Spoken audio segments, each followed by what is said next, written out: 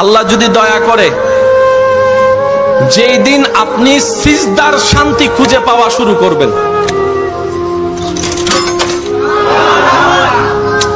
আর একটু মোহাব্বতের আওয়াজে,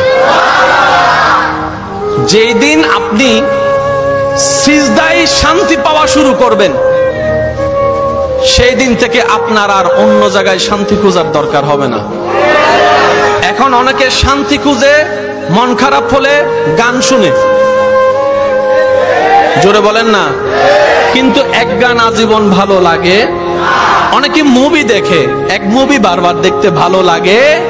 অনেকে ফোনে কথা বলে, কিন্তু আবার 3-4 ঘন্টা কথা বলতে ভালো লাগে। কানটা পর্যন্ত গরম হয়ে যায়।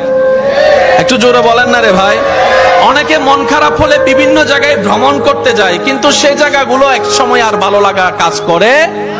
কিন্তু যেই দিন থেকে আপনি সিজদার প্রেমে পড়ে যাবেন, রবের দরবারে সিজদার স্বাদ পাওয়া শুরু করবেন, সেদিন থেকে আপনার আর কষ্ট করে অন্যের কাছে সুখের ভিক্ষাও করতে হবে না, টাকা খরচ করে কোথাও আপনাকে ঘুরতেও যেতে হবে না।